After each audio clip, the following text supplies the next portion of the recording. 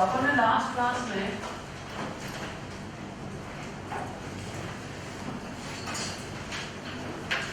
पढ़ा था projectile motion from a tower. एक टावर से प्रोजेक्टाइल फेंका था, कैसे फेंका था उसको, तो अपन ने ये पढ़ लिया। ऐसे फेंकने वाला काइनेमेटिक्स से पढ़ा था, रेक्टिलिनियर मोशन, और ऐसे फेंकने वाला रेक्टिलिनियर पढ़ा, छोड़ने वाला पढ़ लिया था। हाइट से छोड़ना, हाइट से नीचे फेंकना, हाइट से ऊपर फेंकना, हाइट से यूं फेंकना, ये सब पढ़ चुके हैं। अब ले रहे हैं हम किसी हाइट से फेंकेंगे लेकिन एंगल पे। हमने यहाँ से एंगल बना के फेंका, तो इसमें क्या होगा कि ये वापस से, अगर मैं यहाँ से हॉरिजॉन्टल लाइन खींचूं तो ये यहाँ से यहाँ तक तो वैसे होगा जमीन से जमीन वाला, है ना। अब इसके बाद क्या होगा, ये आगे बढ़ता जाएगा, वहां से गया वो आगे चला गया। यहाँ आने के बाद u cos theta, u sin theta, ये इसकी यहाँ मैक्सिमम हाइट आ जाएगी। ये यहाँ पे केवल u cos थीटा स्पीड आ जाएगी। यहाँ आने पे u cos थीटा होगी, लेकिन इसकी स्पीड जो ये वाली थी ना ऊपर की, वो नीचे हो जाएगी, कितनी हो गई, u sin थीटा। इसके बाद अगर हम देखें तो ये तो u cos थीटा रहेगी कंटिन्यूअसली, यहां से यहां तक आने में इसकी नीचे वाली वेलोसिटी और बढ़ेगी, क्योंकि नीचे की डायरेक्शन में एक्सेलरेशन है। अगर वेलोसिटी की डायरेक्शन में एक्सेलरेशन हो, वेलोसिटी को वो बढ़ाता है। तो x वाला कंपोनेंट कांस्टेंट रहेगा, y वाला कंपोनेंट बढ़ता जाएगा। तो यहाँ पे जब ये v होगा ना, ये वाला, दिस इज vy, ये वाला, इसको मैं v डैश बोल देता हूँ।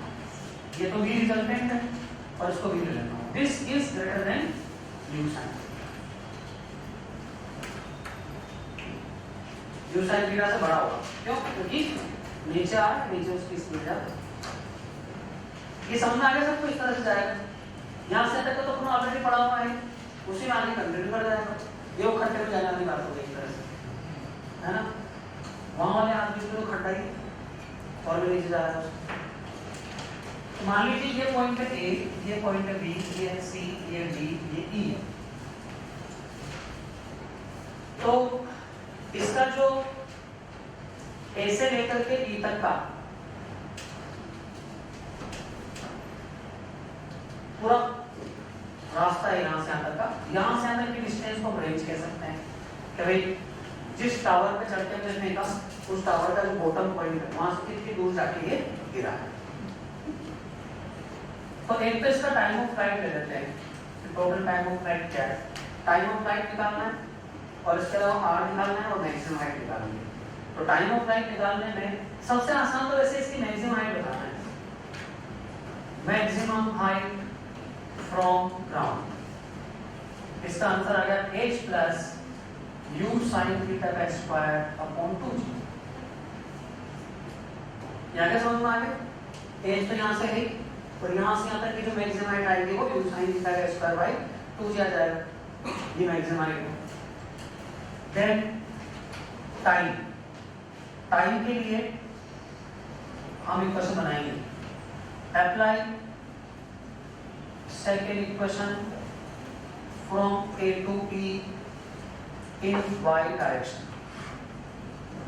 वाई डायरेक्शन में ए से ई तक जाने में हम सेकेंड इक्वेशन लगा देंगे, take upward direction as positive. ऊपर नीचे कहीं भी पॉजिटिव ले सकते हो, हमने ऊपर की तरफ पॉजिटिव ले लिया, तो ऊपर की तरफ पॉजिटिव लेकर के हम इक्वेशन बनाते हैं, और समथिंग इधर समथिंग उधर।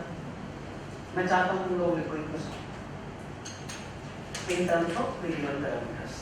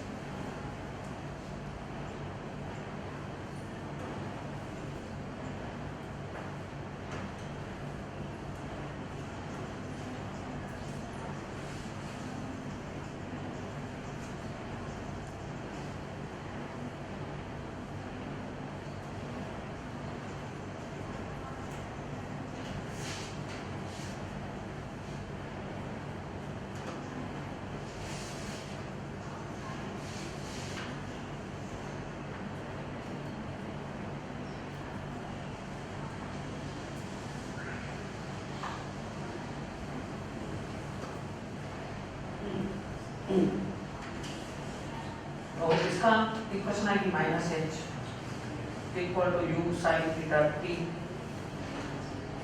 You sine theta in t plus half minus g t square. कितने बच्चों के आगे इक्वेशन? अच्छा, अभी भी कुछ बच्चे संघर्ष कर रहे हैं इक्वेशन बनाने में।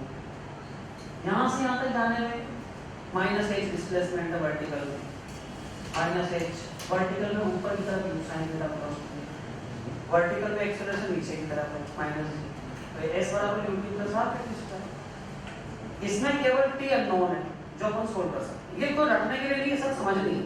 जब अपन सवाल करेंगे ना शीट में पीपीटी में, ये न्यूमेरिकल बन जाएगी, ये सब नंबर में कन्वर्ट हो जाएगी। फिर उसको क्वाड्रेटिक को सोल्व करना है। उसमें एक टाइम नेगेटिव आएगा, एक पॉजिटिव आएगा, जो पॉजिटिव आएगा वो आंसर होगा। After getting this r is equal to, बताओ r क्या होगा?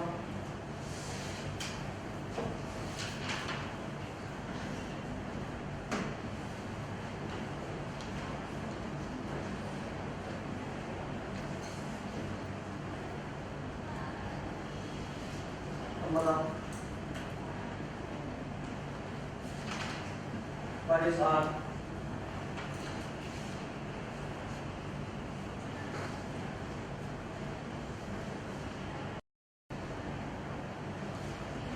बताओ r क्या होगा?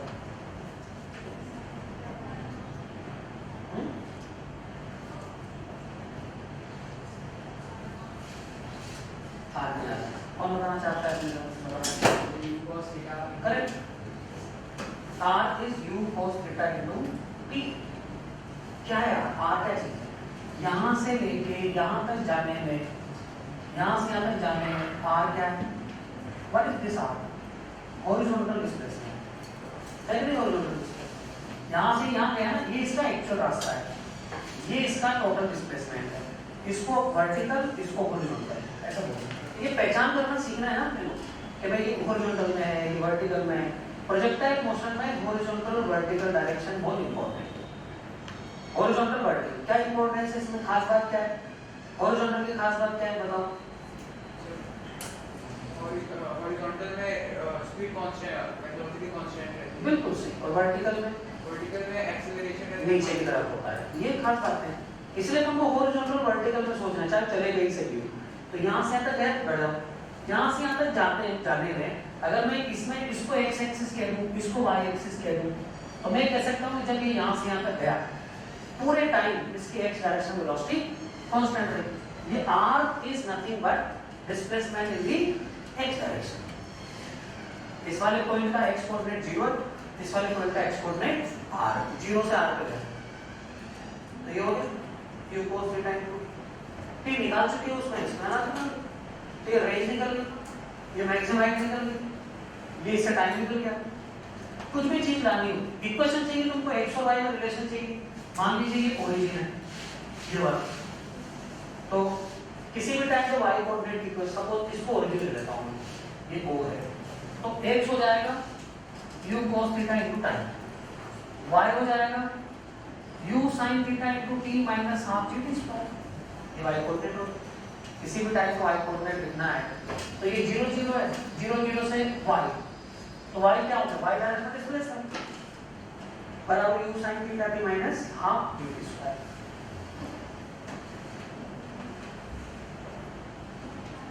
और क्या पूछ सकते हैं? मान लीजिए तुमको स्पीड निकालनी है कि भाई जब नीचे आएगा ये एंगल बीटा हो गया, बीटा क्या है, v रिजल्टेंट क्या है, इसमें देख सकते हैं tan beta will be v upon u cos theta होगा ना, tan बीटा बराबर दिस अपॉन दिस। अब v कहां से लाओगे? v को लाने के लिए एक काम कर सकते और v अप्लाई। बताओ मुझे, सजेस्ट करो क्या करना चाहिए? v निकालना है मुझे, कौन सी इक्वेशन किस डायरेक्शन में लगानी चाहिए? बताओ कौन सी इक्वेशन लगानी चाहिए, किस डायरेक्शन में लगानी चाहिए?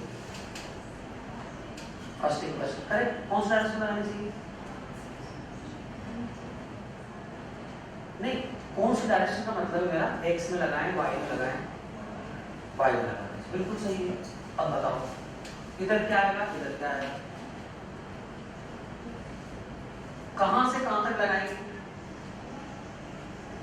इक्वेशन लगाने के लिए 2 पॉइंट चुनने पड़ते हैं ना कि यहां से लेके यहां तक लगाएंगे। v इक्वल टू v बराबर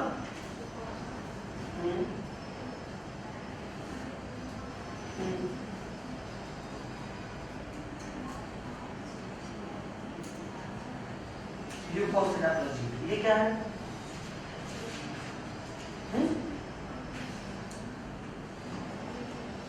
ये क्या है और ये क्या है? सबको मिक्स कर देंगे क्या? ये तो x वाली वेलोसिटी है, ये y वाली वेलोसिटी है। y वाली वेलोसिटी में तो y आएगा ना, x वाले में x आएगा। u sin थीटा v बराबर u sin theta plus gd। क्या करती है इसमें? और वेलोसिटी एक्सेलरेशन इनमें डायरेक्शन होती है, प्लस माइनस लगाने पड़ते हैं। इसमें लगाए नेगेटिव,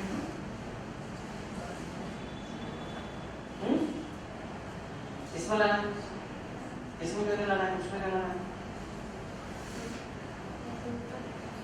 हाँ तो किसमें लगाए? पहले तो प्लस माइनस बताने के पहले ये बताओ ना कि सर हम ऊपर के डायरेक्शन में पॉजिटिव ले रहे हैं, उसके हिसाब से बताएंगे, या हम नीचे के डायरेक्शन में पॉजिटिव ले रहे हैं, उसके हिसाब से बताएंगे।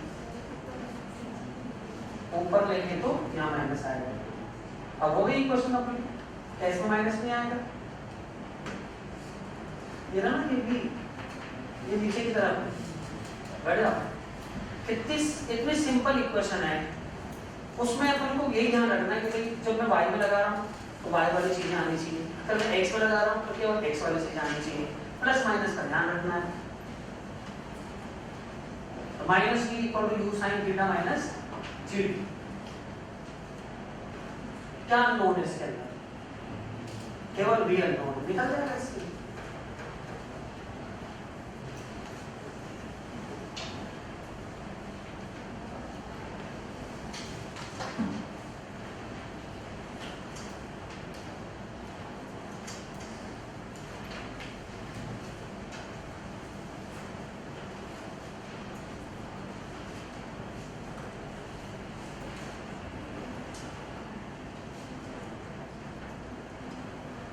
तो इस तरह से हम किसी हाइट से अगर फेंकते हैं किसी चीज को, उससे उसको निकाल सकते हैं।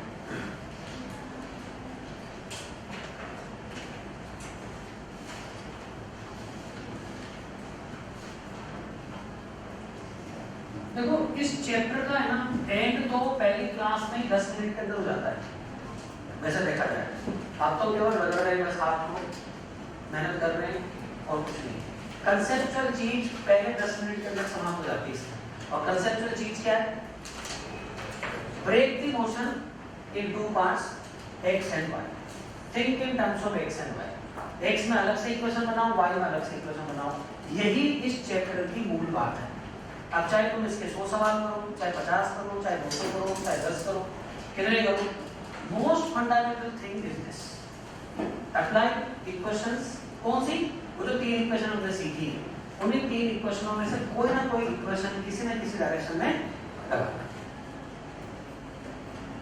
और फिर मैंने एक और बात बताई, कोई चीज निकालनी हो तो ऐसी डायरेक्शन सेलेक्ट करो और वो इक्वेशन सेलेक्ट करो जिसमें 0 है। अगर आ जाए तो अच्छी बात है, नहीं आए तो कोई बात नहीं, बिना 0 वाले लगा देंगे। और अगर 0 आ रही है तो बहुत बढ़िया बात है। जैसे अभी जो सवाल किया इसमें कुछ 0 नहीं आ रहा, टावर से फेंका नीचे आया, उसमें कुछ भी निकालो कोई 0 नहीं बनेगा उसके अंदर। तो इसलिए पूरी इक्वेशन ही केवल एक चीज जरूर 0 होगी, यहाँ से फेंकने पे ये यहाँ हाईएस्ट पॉइंट पे dy हो जाएगा, इसके अलावा अदरवाइज और कोई 0 नहीं है ना। चलिए, तो इंक्लाइन प्लेन पे प्रोजेक्टाइल मोशन, ये मान लीजिए ऐसे टेढ़ा है, इंक्लाइन प्लेन बना रखा है। अभी तो अपन ने जल्दी से जमीन पे फेंका, अब हम ऐसे करके थोड़ा सा तिरछी हाइट में कुछ बना रखा है, और मान लीजिए यहाँ से हमने किसी चीज को फेंकना है u, और ये मान लीजिए b का एंगल, ये हॉरिजॉन्टल लाइन, ये वर्टिकल लाइन होगी। यहाँ से हमें किसी चीज को फेंकना है, ये यहाँ से जाके इसमें जाके टकराएगा कहीं ना कहीं। तो इसको तुम ऐसे देख सकते हो, जो अपना जो प्रोजेक्टाइल मोशन था जमीन से जमीन वाला, ये ऐसे जाता, इसके बजाय हमने बीच में लगा था कुछ तख्ता वख्ता लगा था लकड़ी का, यहाँ से जाके इसी को हिट कर गया, ये नहीं होता तो आगे जाके वहाँ हिट कर, ये ऐसा हो सकता है, ऐसा हो सकता है, किसी तरह का हो सकता है। तो है तो ये प्रोजेक्टाइल जमीन से जमीन पे जाने वाला, लेकिन हमने बीच में ही रोक दिया उसको, इसलिए इसको बोल देते हैं भैया projectile motion on inclined plane. यहाँ से जाएगा, यहाँ जाके प्लेन में टकराएगा। ये ए पॉइंट मान लेते हैं, ये बी पॉइंट मान लेते हैं। तो ए से लेके बी तक की जो डिस्टेंस आएगी ना, ए से बी तक, ये जो यहाँ से अंदर की डिस्टेंस आएगी, इसको तो कहते हैं रेंज। ये पूरी जो डिस्टेंस आएगी यहाँ से लेके ये रेंज, हमें रेंज निकालनी। ए से लेके बी तक जो टाइम लगा वो टाइम ऑफ फ्लाइट है ना, ए भी बराबर रेंज। टाइम ए से बी तक का जो है, ए से बी तक का जो टाइम लगेगा वो टाइम ऑफ फ्लाइट, और ये जो इधर से हाइट आएगी इसकी, इंक्लाइंड प्लेन से मैक्सिमम हाइट कितने आ रही, वहां से नापेंगे इसकी मैक्सिमम हाइट, जमीन से नहीं नापेंगे, अब तो भाई यहाँ से नापनी है ना, तो यहाँ से मैक्सिमम हाइट नापेंगे इसकी।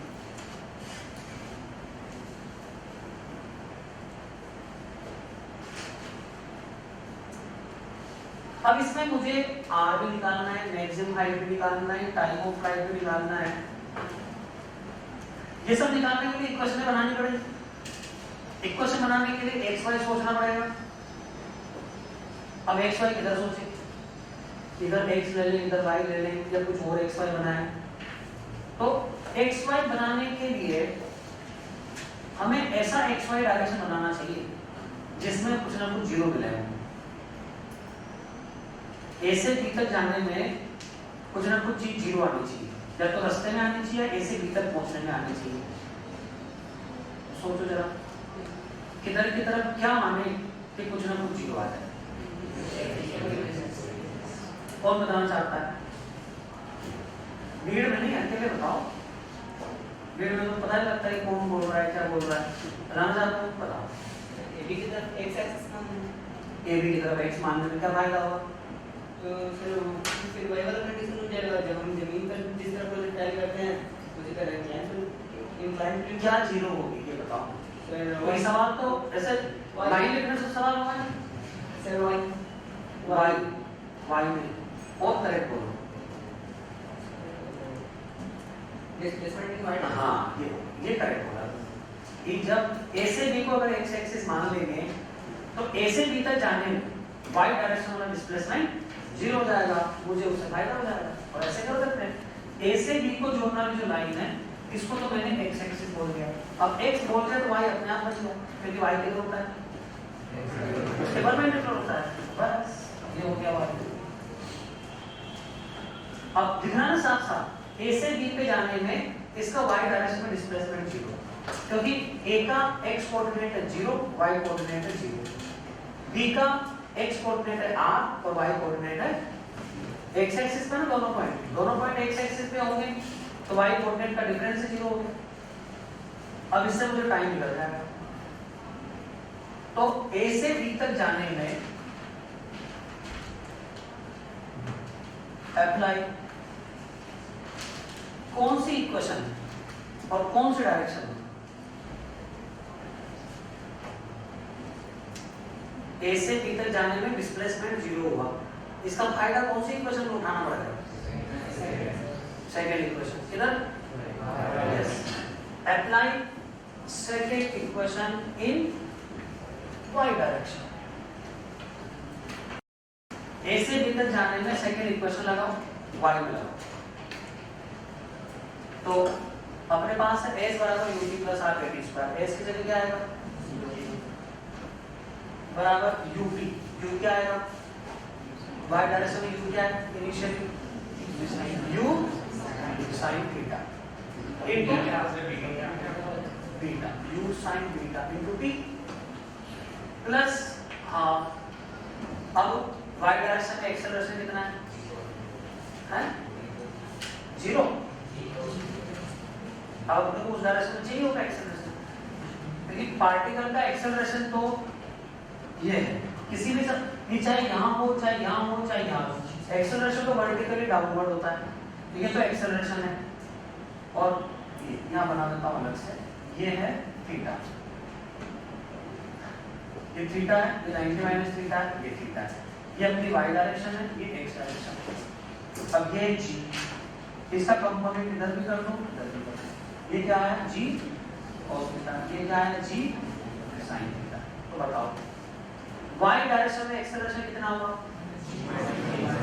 माइनस जी cos थीटा, क्यों? क्योंकि वाई तो उधर, इधर तो उल्टा हुआ है एक्सेलरेशन, तो क्या लिखे वहां पे? Half minus g into t square. अब इससे क्या निकला? t बराबर कितना है? t equal to 2u sin beta upon 2u sin beta upon g cos theta. t बराबर 2u sin beta upon g cos theta.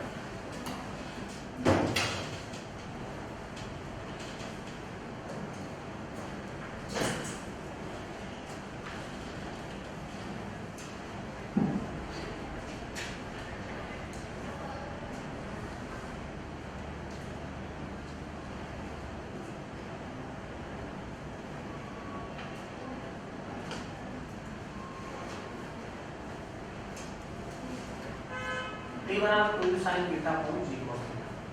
ये टाइम ऑफ फ्लाइट आएगा ना, इसको रटना पड़ेगा, याद रखें, कंसेप्ट भी याद रखें, क्योंकि भूल गए तो अपने को पता लगना चाहिए कैसे निकालना है। और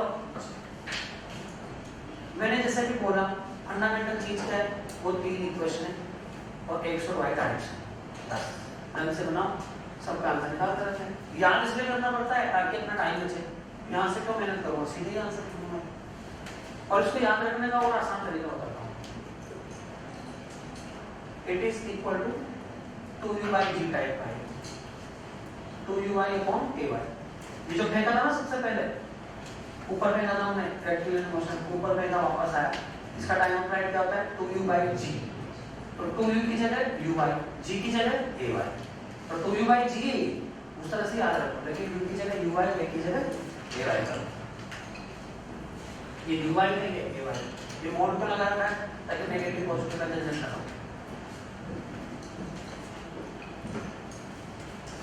तो ये हमारा टाइम ऑफ फ्लाइट निकल गया। अब रेंज निकालनी, मान लीजिए रेंज निकालने के लिए क्या करना पड़ेगा? इधर की तरफ कौन सी इक्वेशन लगानी पड़ेगी? 4r apply this equation in this direction. तो दो जगह भरनी है उसको, r निकालने के लिए कौन सी इक्वेशन किस डायरेक्शन में लगानी है? कौन बता सकता है?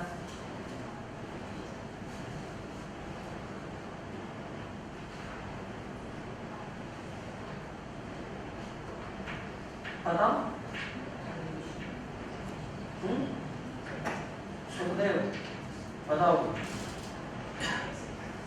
एक्स एक्सिस में लगाना है, कौन सी लगाना है? सेकंड लगाना है, तो ठीक है बताओ। बराबर के इधर क्या आएगा, इधर क्या आएगा,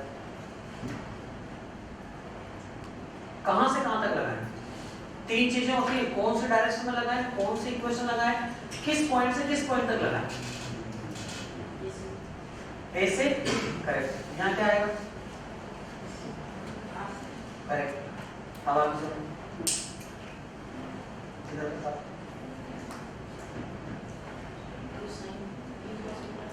u cos बीटा इनटू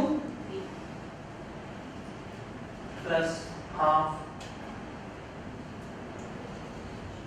सब कुछ बोर्ड पे है, इसमें कुछ भी अजीब नहीं है, जो भी इसमें लिखना है वो सब बोर्ड पे छपा हुआ है, कुछ नया नहीं सोचना है, बोर्ड पे सब छपा हुआ है, तुम्हें तो बताना है देख कर। करेक्ट, इनटू हो गया, बस बैठ जाओ। एक्स डायरेक्शन में ए से बी तक सेकेंड इक्वेशन लगाने पे आर आएगा। आर नोन है ना, ये बाकी सब तो नोन है, यू नोन है, बीटा नोन है, टी नोन है, सब डाल के आर का आंसर है।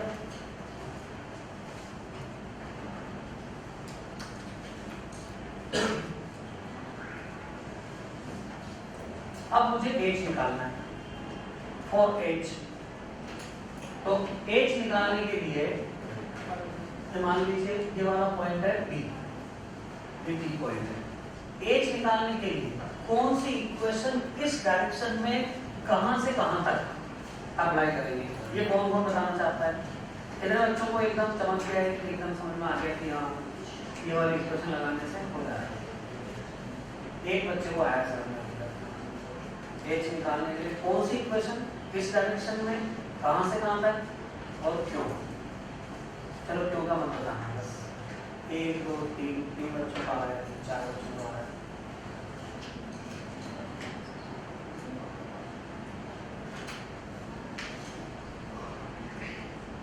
चलो बताओ। हाँ सर वाई डायरेक्शन में तो नहीं वाई में लगाएंगे, कहां से कहां तक लगाएंगे? सर बी तक, कहां से कहां तक? मतलब एक्स एक्सिस से डी तक। इक्वेशन लगाते हैं तो 2 पॉइंट चाहिए होते हैं कि इस इक्वेशन में मेरा इनिशियल पॉइंट ये है, फाइनल पॉइंट ये है। इनिशियल पॉइंट क्या है, फाइनल पॉइंट क्या है? हाँ ये बोलो ना, ए से लेके डी तक ये मेरे पॉइंट डिफाइन हो गए। वाई डायरेक्शन में लगाएंगे, कौन से लगाएंगे? सेकंड लगाएंगे। लगा तो बताओ बराबर पे इधर क्या आएगा, राइट में क्या आएगा? h equal to हाँ u sin beta into tan। कौन सा? हमें तो ए से बी तक का टाइम पता है, ए से बी तक का टाइम तो मालूम उसका आधा है। आधा प्रूव करके होता तो आधा होगा। ऐसे थोड़ी कर रहे हैं मन में आया आधा करके, आधा क्यों होगा ये समझाओ मुझे।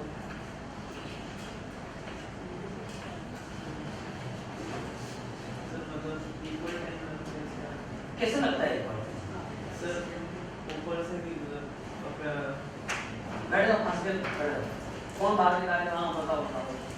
थर्ड इक्वेशन करेक्ट, तो बता दो क्यों लगा बराबर की फाइनल वेलोसिटी 0 हो जाएगी correct equal to u sin theta square हाँ minus 2g cos theta h।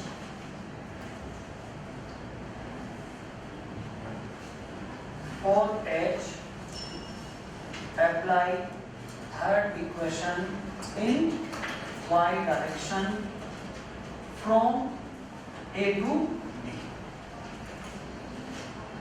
है ना? 0 square equal to u sin beta का square plus 2 minus g cos theta minus g cos theta into h। बिल्कुल correct madam. इक्वेशन बनाने में हमें तब फायदा मिलेगा जब हमारे दिमाग में कोई ना कोई जीरो आएगा। जब जीरो आएगा तो नंबर नॉन जीरो आएंगे, है ना? जीरो जीरो ढूंढो, कुछ भी चीज निकालने की कोशिश करो कि जीरो आए उसके अंदर, तो जीरो आते ही बराबर इक्वेशन सॉल्व होगी। तो ए से बी तक जाने में जीरो क्या है? जीरो है ना? मैक्सिमम हाइट कहाँ आएगी? मैक्सिमम हाइट वहां आएगी जहां पे दूर ले जाने वाले वेलोसिटी जीरो हो जाए। ये जो प्लेन है ना, ये वाला, ये जो लाइन एक्सिस है, इस एक्स एक्सिस से दूर ले जाने वाली वेलोसिटी कौन सी होगी? ये वाली y। जब तक उसमें y में वेलोसिटी रहेगी तब तक उसका y में डिस्प्लेसमेंट बढ़ता जाएगा। जहां पे जीरो हो जाएगी वहां पे y में और दूर जाना बंद कर देगा। तो ये हो गया, ये है u cos थीटा। नहीं, u cos थीटा का पता नहीं क्या है, तो vx है यहाँ पे। बस y वाले वेलोसिटी जीरो होगी वहां, b पे y वाले वेलोसिटी जीरो हो जाएगी। इक्वेशन से जीरो नहीं हो रही, वो मैक्सिमम हाइट वाला पॉइंट है, इसलिए जीरो हो जाएगी, है ना?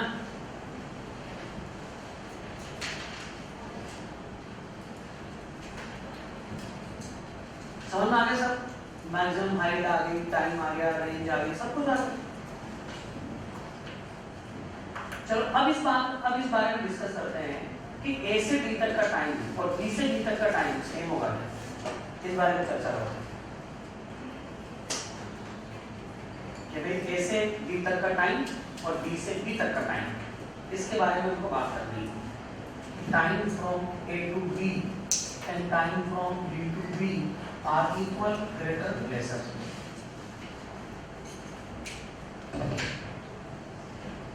सब अपना अपना दिमाग लगाएं और इन 3 ऑप्शनों में से एक ऑप्शन को सेलेक्ट करें।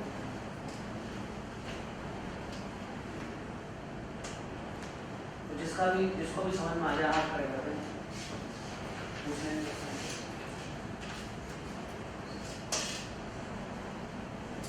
जवाब लाने के लिए ये 3 इक्वेशन काम आएगी, बस इन्हीं का यूज होगा।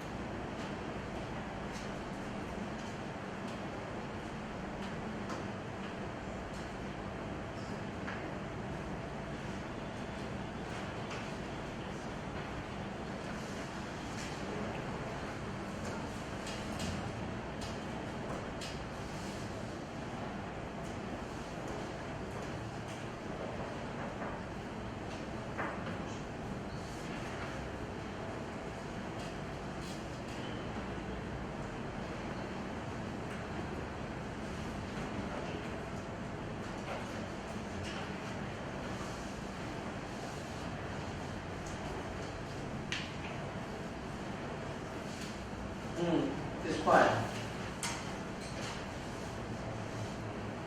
1 2 बताओ।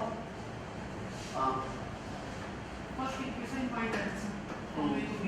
तो velocity 0 है, final velocity 0 is equal to u sin theta minus g cos theta t. उससे t निकाला। ए से बी तक का टाइम निकाल लिया, फिर तो उसका total time दिया हुआ है तो u sin theta पहले निकाल चुके हैं, तो sin निकाला g cos theta। Okay good. तो इन्होंने पूरा टाइम निकाल रखा है। अब ए से बी तक का टाइम और निकाल लिया, टोटल टाइम में से ए से बी तक का टाइम निकाल दो और ए से बी तक का टाइम निकालने में फर्स्ट इक्वेशन यूज कर लो y डायरेक्शन वाली। ऐसा करते ही वो टाइम आ जाएगा आधा। ठीक है गुड। ए से बी तक, बी से बी तक का टाइम इस तरह से बराबर आ जाएगा। समझ में आ गया सबको? ए से बी तक का टाइम निकाल लिया, ए से बी तक का निकाल लिया, घटा लिया, बराबर टाइम आ गया। चलो अब मैं एक दूसरा क्वेश्चन पूछता हूँ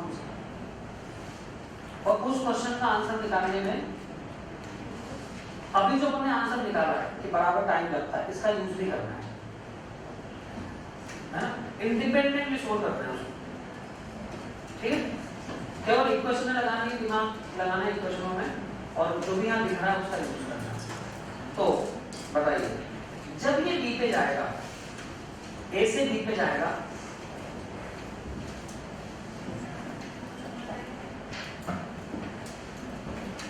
इसकी y डायरेक्शन में जो वेलोसिटी होगी b में और जो a पे y डायरेक्शन में वेलोसिटी होगी a पर, ये बराबर होगी या नहीं होगी? a पर जो y डायरेक्शन में वेलोसिटी है और बी पर वाई डायरेक्शन वेलोसिटी है, मैग्नीट्यूड इनके बराबर होंगे कि नहीं।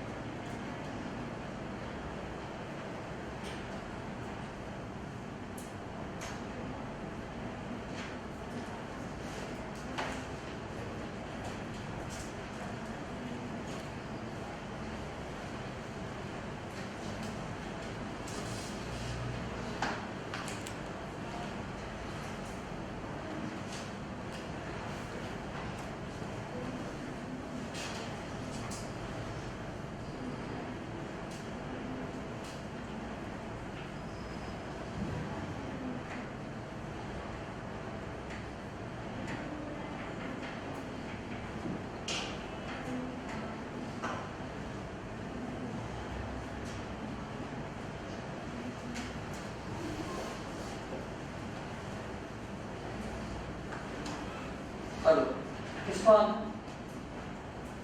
ए से बी तक जाने में मैग्नीट्यूड कंपेयर करना है। इसी को आए हाँ बराबर होंगे, ये बराबर होंगे नहीं होंगे, बड़ा होगा छोटा होगा, इक्वल होंगे।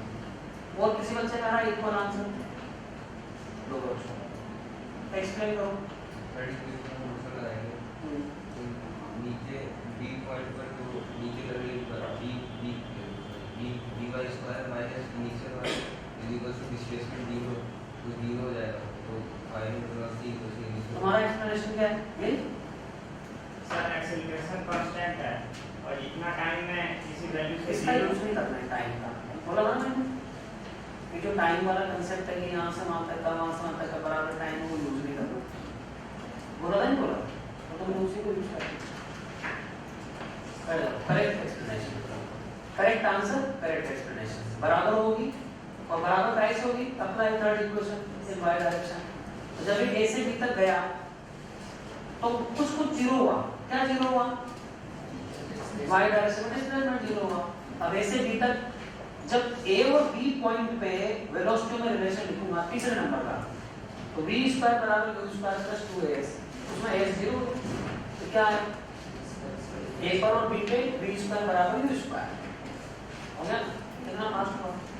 मैंने तुमको मूल मंत्र बता दिया प्रोजेक्टाइल मोशन का, है ना? तो क्या सेलेक्ट द प्रॉपर डायरेक्शन, ऐसी इक्वेशन ढूंढो जिसमें कुछ ना कुछ जीरो आ रहा हो, नहीं आ रहा हो परेशान नहीं होना है, आ रहा हो बहुत अच्छी बात, तुरंत सॉल्यूशन होगा।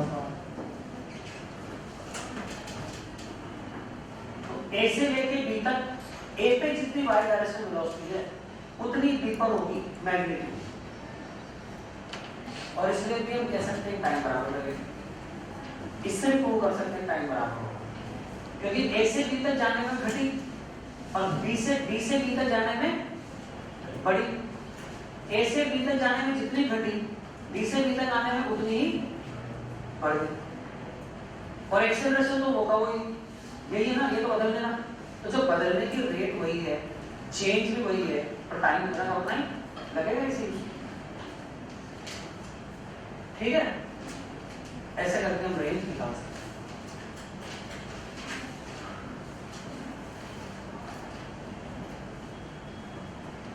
रेंज हो गया, टाइम हो गया, सब कुछ हो गया। चलो अभी तुमको मैं और जो रेंज निकाला था ना हमने, इस रेंज को मैं एक और तरह से निकाल के बताता हूँ। Second method for range.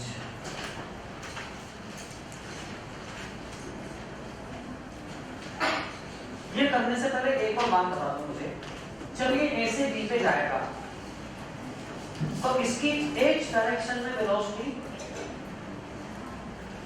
vx at b कम हो, vx at a बराबर greater than less than.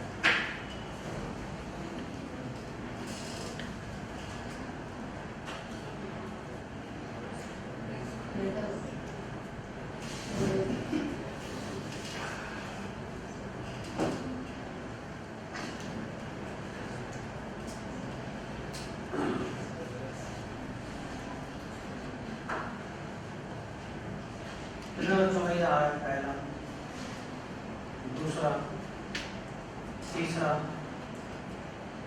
so this is correct answer. Apply third equation in x direction. ऐसे देख लो कि थर्ड क्या लगाना है, यहाँ से x में जा रहा है, x में जाने का मतलब उधर जा रहा है, एक्सेलरेशन किधर है, वो u है, x वाली वेलोसिटी उधर a से b पे गया ना, उधर गया उधर, एक्सेलरेशन इधर, वेलोसिटी उसकी कमी होगी। y वाली का क्या हुआ, y वाली वेलोसिटी पहले तो घटी, यहाँ से तक जाने में घटी, क्योंकि वेलोसिटी उधर थी, एक्सेलरेशन इधर था, फिर इसके बाद एक्सेलरेशन भी इधर, वेलोसिटी भी इधर, फिर बढ़ने लगी। x वाली तो लगातार घटती जा रही है। चलो second method for range,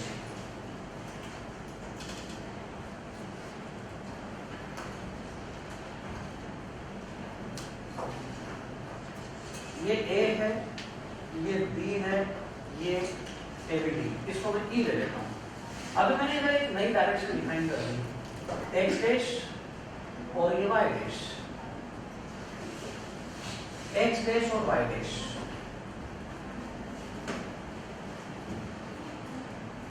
from A to B, जब ये पार्टिकल A से B पे गया, A से B पे गया, तो बताओ displacement in x dash direction कितना हुआ, इस डायग्राम को लेके बताओ। जब ये A से B पे गया तो x, अगर मैं पूछूं कि x डायरेक्शन में कितना डिस्प्लेसमेंट हुआ तो AB, अगर मैं पूछूं कि x डैश डायरेक्शन में कितना डिस्प्लेसमेंट हुआ A हुआ, है ना, क्योंकि A से B तक जाने में ये इसका टोटल डिस्प्लेसमेंट है। इसको मैं लिख सकता हूँ AE एंड देन इतना लिख सकता हूँ। तो यहाँ से यहाँ तक जाने में इतना डिस्प्लेसमेंट इसका x डैश डायरेक्शन में हुआ और इतना डिस्प्लेसमेंट y डैश में हुआ, है ना।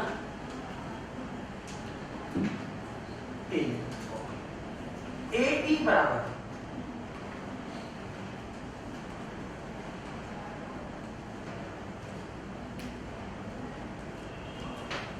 ये बिना समझाए लिख रहा हूँ, तुम लोग समझ सकते हो तो समझो।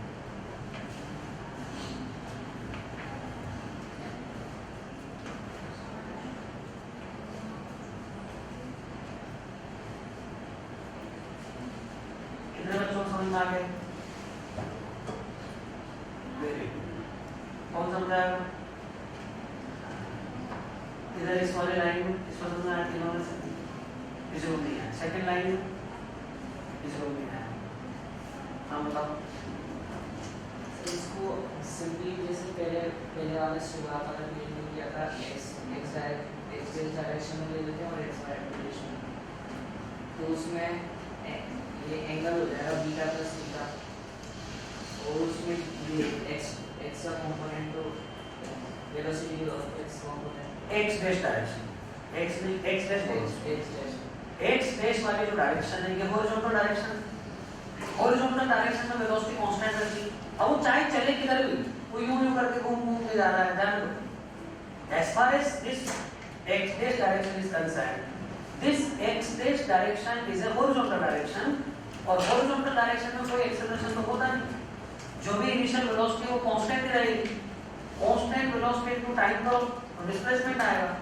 तो a से e क्या है, a से e क्या चीज है, a से e वाली चीज है हॉरिजॉन्टल डायरेक्शन में डिस्प्लेसमेंट, जो कितना होगा, हॉरिजॉन्टल में वेलोसिटी कितनी है, u cos theta plus beta, इसको किससे मल्टीप्लाई, a से e तक पहुंचने का टाइम, यानी a से b तक पहुंचने का टाइम, वो तो कैपिटल की टाइम हो गया।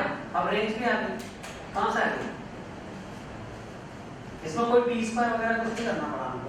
रेंज कैसे आए, AE upon AB equal to cos theta, तो AD कितना हुआ AE अपॉन cos थीटा।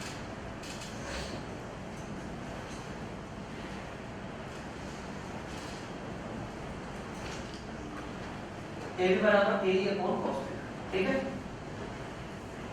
ये भी करेंगे इस तरीके मतलब इसका पर्पस ये नहीं था कि रेंज निकालना सिखाऊं, इसका पर्पस ये था कि हम मर्जी पड़े जिधर इक्वेशन बना सकते हैं,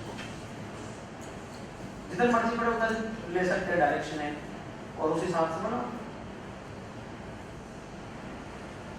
ठीक है?